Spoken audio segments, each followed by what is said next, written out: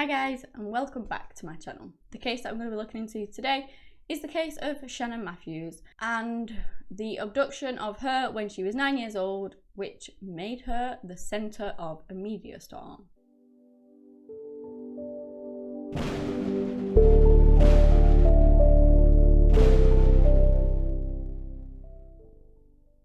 Shannon was born on the 9th of September in 1998 to her parents, Karen Matthews and Leon Rose. Now, her parents did actually end up splitting up, and at this time, the time of this case happening, Karen was actually with another man called Craig Meehan. He was 10 years her junior, so he was 10 years younger than her, and they'd actually been together for about 5 years now, so, you know, he was essentially Shannon's stepdad. That is how she thought of him, and she lived with him, her mother, and 3 of her other siblings, of which there were 7, so it was quite a big family they had, and they lived in Moorside Estate in West Yorkshire. It was said that Karen really wasn't a good mother and that she had more kids so that she could gain more benefits. Obviously you can't do that nowadays, like they only pay you for like maximum 2 kids or something like that, but at the time of this happening you got paid for each kid, so the more she had, the more money she got. And guess what she did with that money? She didn't spend it on the kids. Well, if she didn't have to anyway. It was said that if she needed nappies, apparently she would just get a plastic bag and sellotape it to them, which is just utterly disgraceful and disgusting. The only time that she would spend money on the kids and on food and things like that is when she knew that social workers were coming around. So yeah, they were quite involved quite heavily in her life and their family. So yeah, that's just a bit of background about Karen and how, you know, their family life was. On the 19th of February in 2008, Shannon goes to school like any other normal day. On that day, she actually had swimming, like a school swim class, and this was at the Dewsbury Sports Centre. So she goes to the swimming class, she's super excited about it because she really wanted to go swimming. And then it's reported that she left school again at 3:10. She would normally be home at about 3:30, and when it got to 4 p.m, apparently Craig then says to Karen, like, have you seen Shannon? She's not come home yet. And they're like, no. So they do numerous things. They, like, Karen calls the school and asks if she's left, if the bus has left. It has. She finds out that she left at 3:10. She rings everywhere, basically, her friends, anything that she could think of to see where Shannon was. She rings them and she just doesn't get anywhere. At around 6:48, Karen rings the police and reports her daughter is missing. Now, police jumped on this straight away. It was freezing cold that night and this little girl was missing. She was just 9 years old. And so they were out there, they were getting the details, they were looking for her.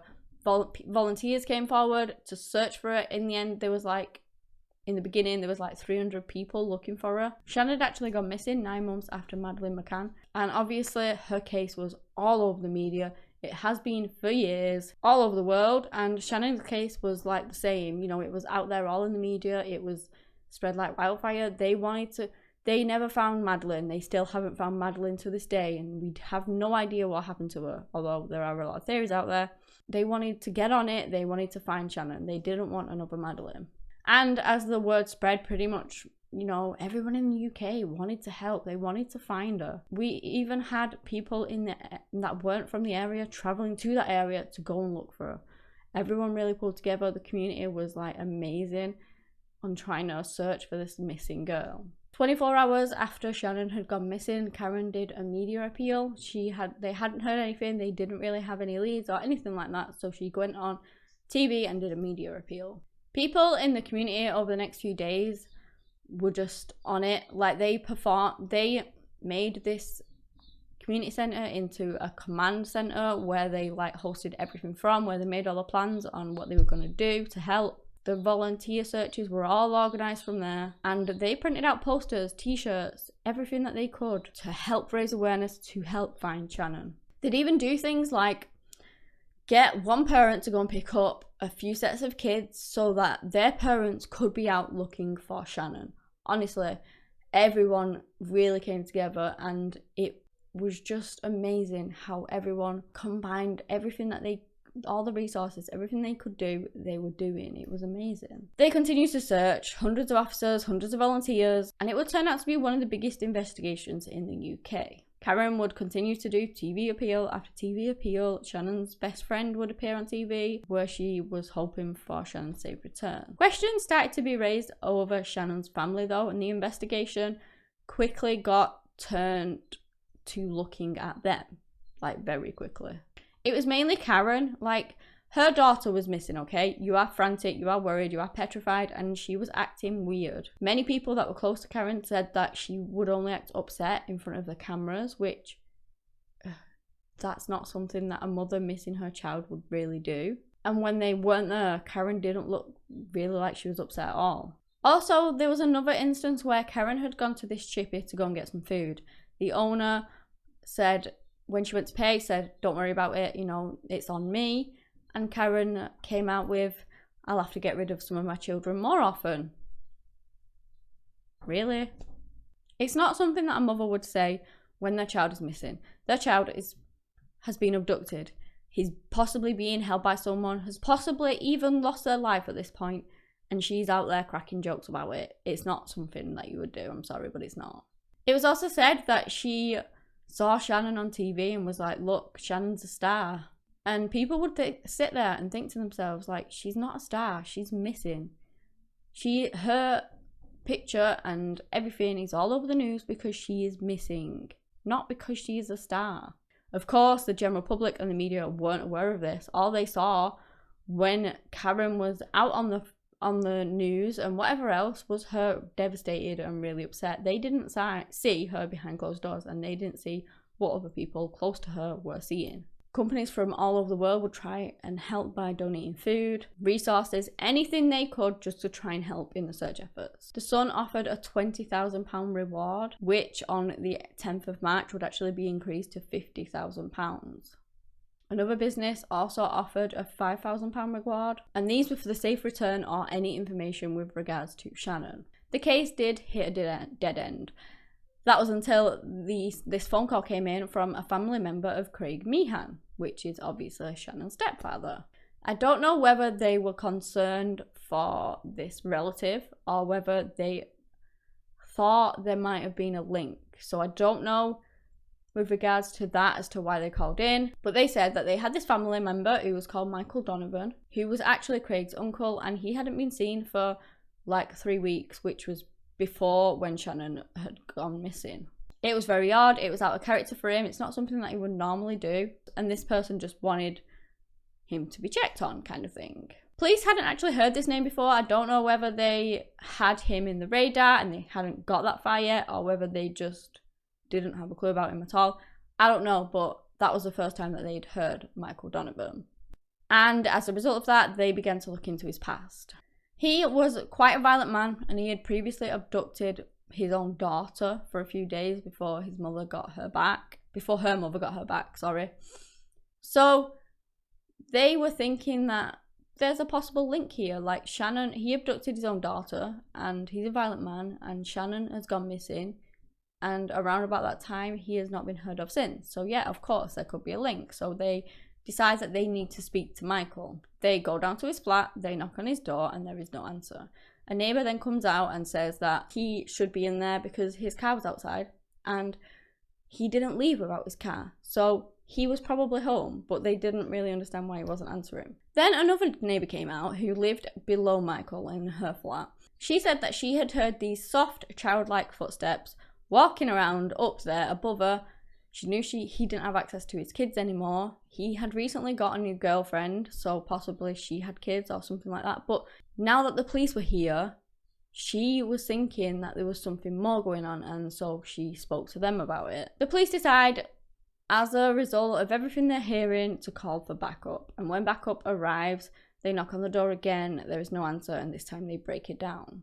They enter the house, they're looking around through the doors for Michael, for anything, and then they come across this locked door. They kick that in, and they begin looking around the bedroom. As they're walking in, they hear the small voice say, "Stop it, you're frightening me." The voice is actually coming from inside this divan bed. And they try to get inside of the bed, but it's too heavy. The base is big and it's really heavy. So unfortunately they can't get inside. But then from where the drawers should be, a young girl crawls out from under the bed. Well, essentially inside the bed. After searching for Shannon for 24 days, they had finally found her and she was alive, which not a lot of people really expected at that time. It was the longer kids are missing, the worse it is, and the more likely they're not going to be found alive, as sad as it is. So, you know, they were thinking that Shannon was probably no longer alive. And yet, here she was, alive, and it was the best news ever. The police asked her, like, where's the man that's with you, kind of thing, and she replied something that really, really creeped me out. She said, here with me under the bed. And I don't know, that's just freaky. They look under the bed, and they see Michael Donovan curled up in the fetal position, and they order him to get out, but he wasn't for getting out. He just kind of lied there, froze. Eventually though, he does come out and they arrest him. They were both taken to separate police stations. They of course informed Shannon's family that she had been found, and by all accounts, Craig and Karen was on the media bursting into tears how happy they were that their daughter had been found. When everyone in the UK got the news, you know, everyone was so elated. And that was the news they were hoping for, that she would be found safe. And so people started having street parties and there were all these celebrations on TV, and just people were so happy that this 9-year-old little girl had been found safe and well. So the police go to Karen's house to take her to the station to go and see Shannon. They tell her that she can't actually see her face to face. They need her to identify that this is her daughter kind of through one-way glass. So she does. She goes up to the glass, she looks inside, she sees that it is Shannon, and yet she shows zero emotion whatsoever. It's really odd. She didn't seem relieved that her daughter had been found. There was just nothing. I mean, you'd be absolutely over the moon, but she just wasn't. It was as if she didn't care. Shannon was put into emergency foster care and she wasn't allowed to go home with her family. Nobody knew why.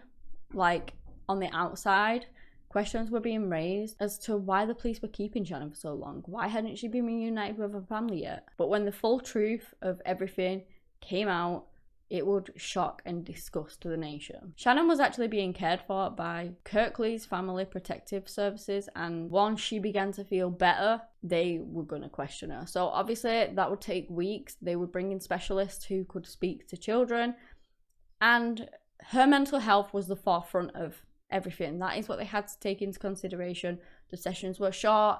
They wouldn't press too much because they didn't want... She was traumatized as to what had happened to her. They didn't want to push too much and just absolutely break her. They had to keep her mental health in mind. That was the most important thing.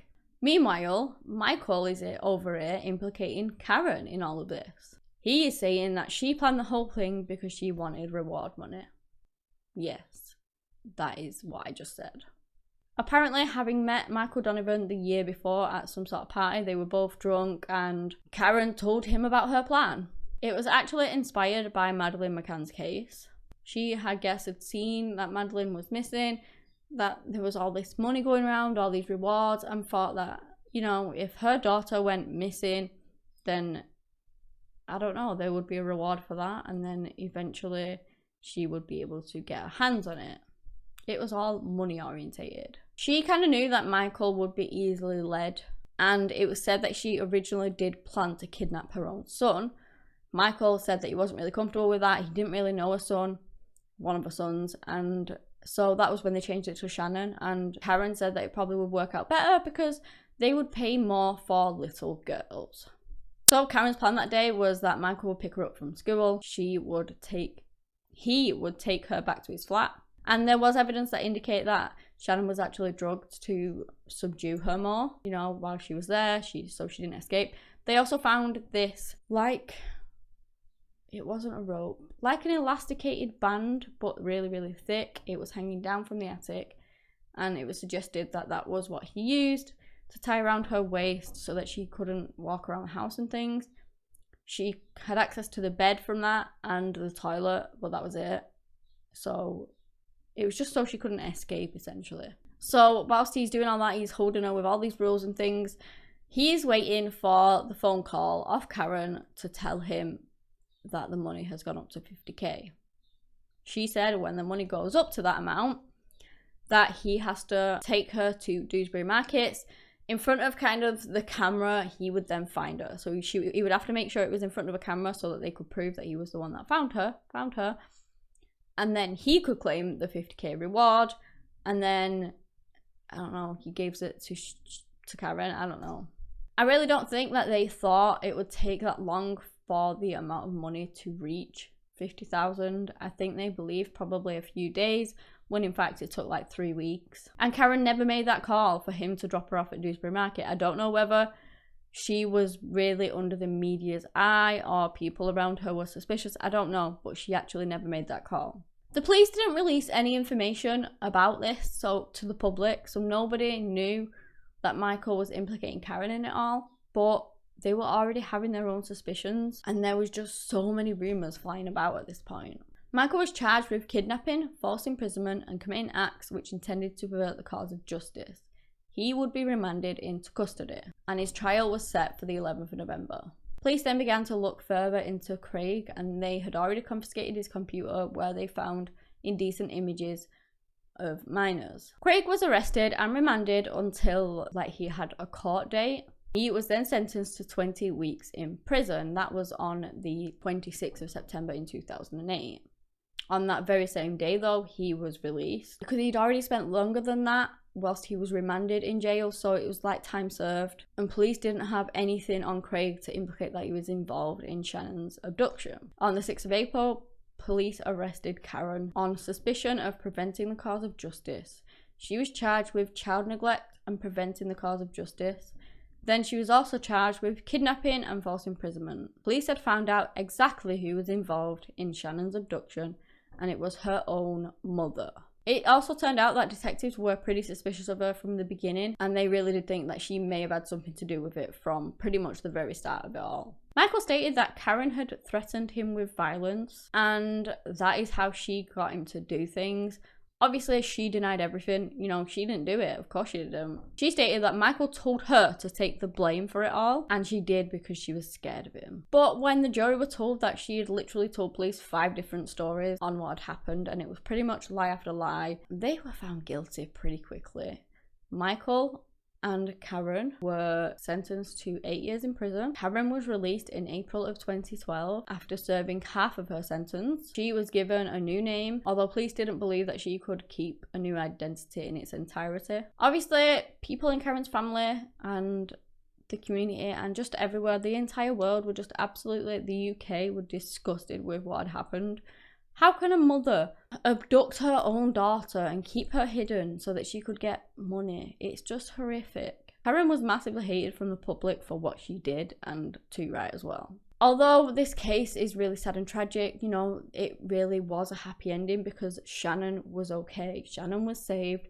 She was given new names, new identity. So were all of her brothers and sisters. The entirety of Karen's children were taken into social services. They were given just the care that they needed and that they deserved, that they should have been getting all along. Following her traumatic experience as a child, Shannon was taken into care. She was given the new identity and she lived with a new family. And she is now 22 years of age. Obviously, not much is known of her apart from that. That was the latest thing that I could find on her. And too right, because, her case was horrific. She just wants to live out a life. She just wants to be as normal as she can be. Obviously, she's got scars and whatever else. She was 9 and her own mother abducted her. But, she's out there. She's getting on with her life. She has a new family, a new name. And I just hope the best for her. I would just really wish that she can have such a happy life. This story was so heartbreaking. She was let down by the one person she should have been able to trust the most, which was her own mother. And it was for money. And that is just horrific. I forgot to mention that Shannon actually had nightmares after all this ordeal. Obviously, as I said, she will be scarred and there will be issues there. But it's just hoped that, in the years that followed, she's now 22, that she could just carry on and just have a happy life. As well as her siblings too, because, they must be have scars from what happened to their sister too. It's just so sad, this case. But yeah, that is the end of the case. If you guys have enjoyed this video, give me a big thumbs up. And again, thank you to all my regulars. If you're new here, maybe consider subscribing if you like videos of similar content. Anyway guys, that's all I have today on the case of Shannon Matthews. Thank you so much for watching, and until next time, bye.